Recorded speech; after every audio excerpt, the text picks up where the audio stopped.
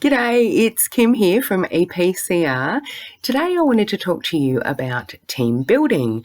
One of the things that EPCR do is create team building activities for workplaces.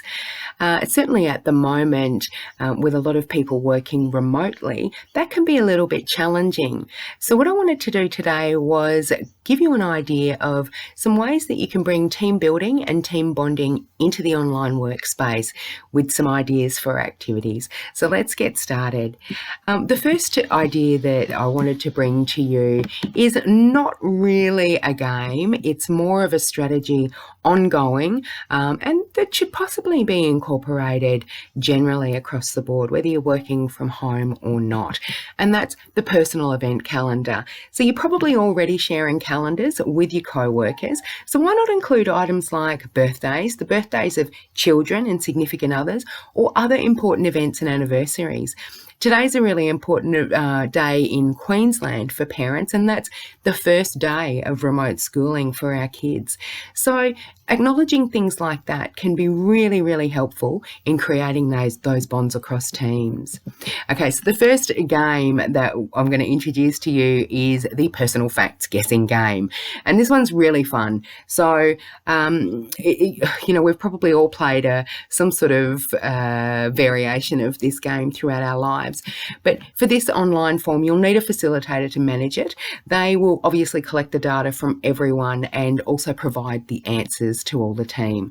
So all team members need to submit 2 or more, if you like, unknown facts about themselves. So those facts can include things like hobbies and interests or collections that they might have. If they were a star netball player or they were on Fat Cat and Friends when they were 7, whatever. It doesn't matter what they are. Obviously, the more creative and wacky the facts are, the better it is for the hilarity of the team.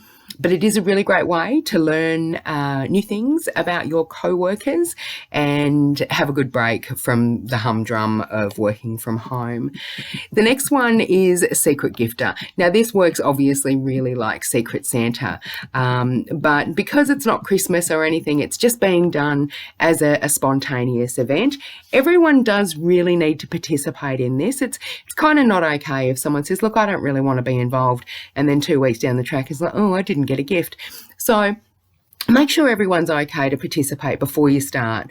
Set a limit and a price limit, and encourage people to make something or draw something or gift them something that they've got from around their house. It does need to be fairly small, obviously, and it needs to be not fragile really, because it needs to be able to be posted quite easily. So 2 people need to take charge of this though, because it is secret. So say you've got Mary and Sally. Mary and Sally take half of the list each, half of the list of names of workers, and their names are in each other's hats. So no one knows who's got who. So then they draw the names out of the hats, and you can do the draw online, which of course is, a little bit of fun. We're drawing that online. But whoever draws the names out of the hats looks at the name and then privately messages that person that they're drawing for with that gift recipient's name and address. So you need to get all those details down before you put the names in the hat, obviously. So the gifts then need to be posted within a selected time frame, and you can decide as a group whether or not you'd like to get everyone to wait till they open their presents and then open them all at once online, which can get really, really noisy and confusing, which is also a little bit of fun at times. Or you can allow people to open their gifts and then come back together at another stage to view the gifts. So the next one is a peek into each other's homes, and it's really good to see the way other people live, because we get to know them a little bit better. But of course people need to, it's not a tour of their home. People need to feel comfortable with what they show other team members.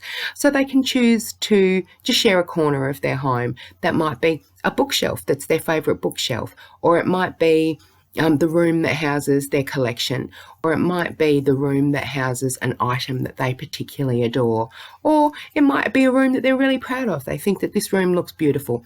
It doesn't matter. It's up to them what they show, but it's great if they can show us something, and then we all get to see that person's living space or that person's little world for a moment. The next one is, it's an extension of the online water cooler session, or maybe you could do it as a Friday night drinks. Have a moment, maybe at the end of a session, if you can, where everyone sort of gets together and has an informal chat. They can have drinks, they can have snacks, they can have whatever. We're having an informal chat, the way we would if we were around the kitchen at work or we were around that water cooler. Not everyone will want to participate, and that's okay. No one should be forced to participate, and everyone does have an opportunity to speak when and if they want to. So another idea is guess my card. This is a fun little game, and it's really simple. I mean, most of these games only take a couple of minutes. So every participant needs access to a deck of cards. They select a card from the deck and hold it up, obviously with the back facing the screen, and every other member has to guess what their card is. And they can just sing it out, 10 of hearts or whatever. Anyone, obviously, that guesses this card correctly can claim bragging rights to being psychic. And, won't it be amazing if two people randomly select the same card? So, but obviously everyone needs to select their card at the same time. And the last one is my absolute favourite. And, look, this is something that you can do with your clients generally, and it is something that is really, really great within teams. And it's 2 things I like about you. Now, of course, you can make it more than 2 if you've got small groups.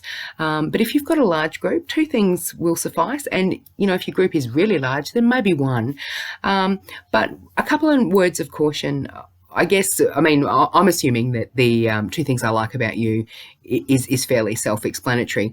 But I should say that every team member needs to create 2 things that they like about every other team member.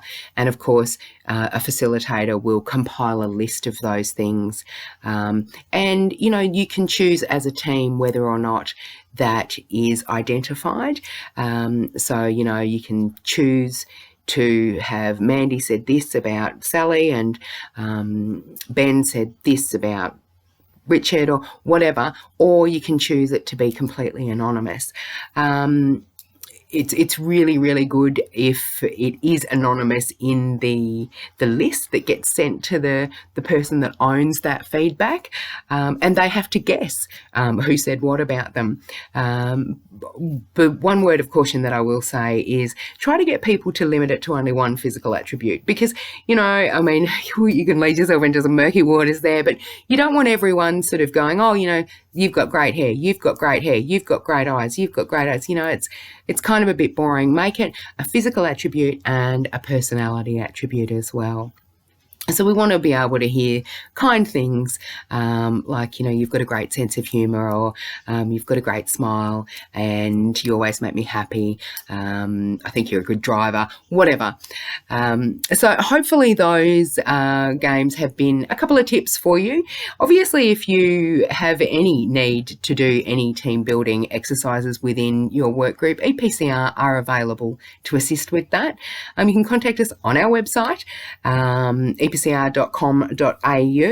or on our Facebook page, or message us directly here on YouTube, and of course we'll get back to you. Stay safe, everyone, and thanks for listening once again. We'll see you next time.